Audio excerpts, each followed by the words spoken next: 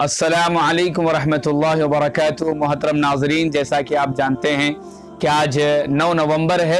आज ही के दिन 9 नवंबर 1877 3 जुल्क़ादा 1294 को सियालकोट में उस वक्त के यूनाइटेड इंडिया में मुत्तहिदा हिंदुस्तान में अल्लामा इक़बाल रहमतुल्लाहि अलैहि की विलादत हुई थी। और अल्लामा इक़बाल की शख्सियत इतनी बड़ी और इतनी मुमताज़ है कि 20वीं सदी का आपको मुफक्किर कहा जाता है।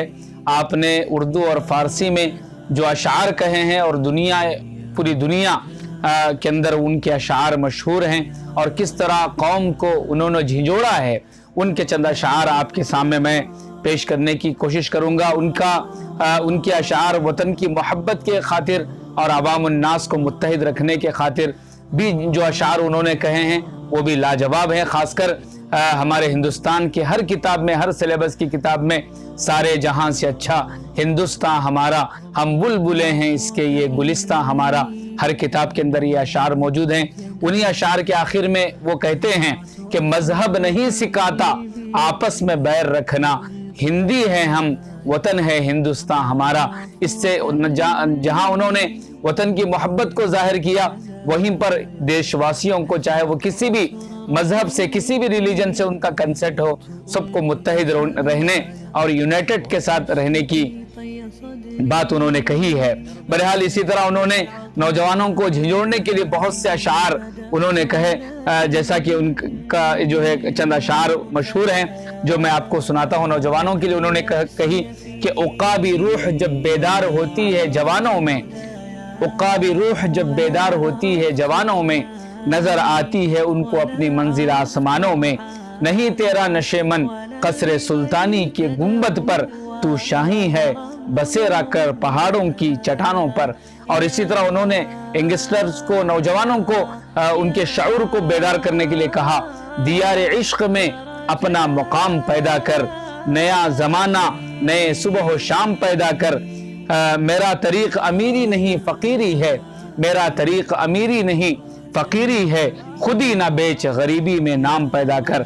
और इसी तरह वो कहते हैं कि खुदी को कर बुलंद इतना कि हर तकदीर से पहले, खुदी को कर बुलंद इतना कि हर तकदीर से पहले, खुदा बंदे से खुद पूछे कि बता तेरी रजा क्या है। और इसी तरह वो नमाज की अहमियत को बताते हुए मस्जिद की अहमियत को बताते हैं कि किस तरह मस्जिद में आने के बाद सारे लोग एक ही सफ में खड़े होकर इबादत करते हैं और वहाँ कोई जो है भेदभाव बड़ा छोटा नहीं होता। वो कहते हैं एक ही सफ में खड़े हो गए महमूद और अयास, महमूद बादशाह है और अयास खादिम है। वो कहते हैं कि एक ही सफ में खड़े हो गए महमूद और अयास, ना कोई बंदा रहा ना कोई बंदा नवाज, बंदा व साहिब व मोहताज व गनी एक हुए, तेरी सरकार में पहुंचे तो सभी एक हुए।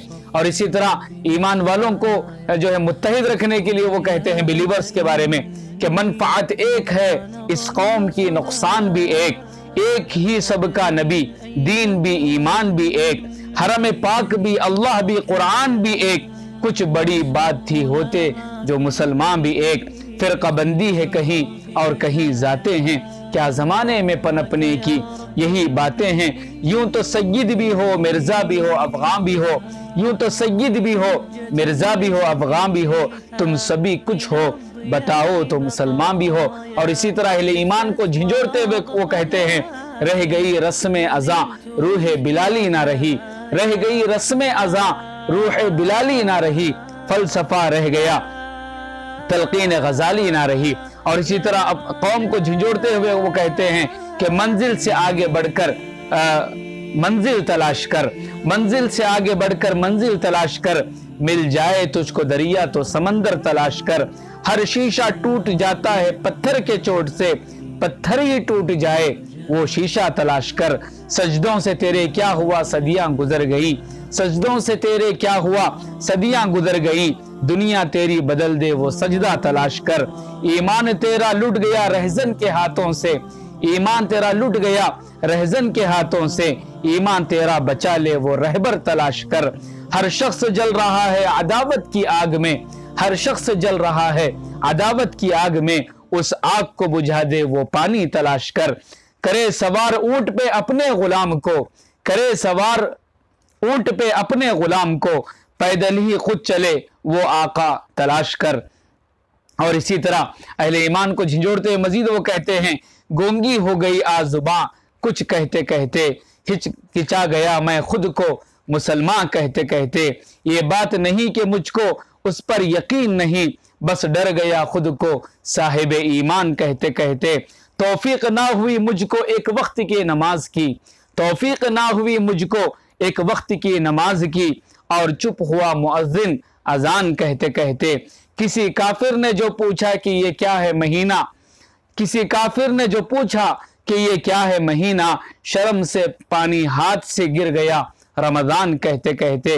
मेरी अलमारी में गर्द से अटी किताब को जो पूछा, मेरी अलमारी में गर्द से अटी किताब को जो पूछा, मैं गड़ गया जमी में कुरान कहते कहते।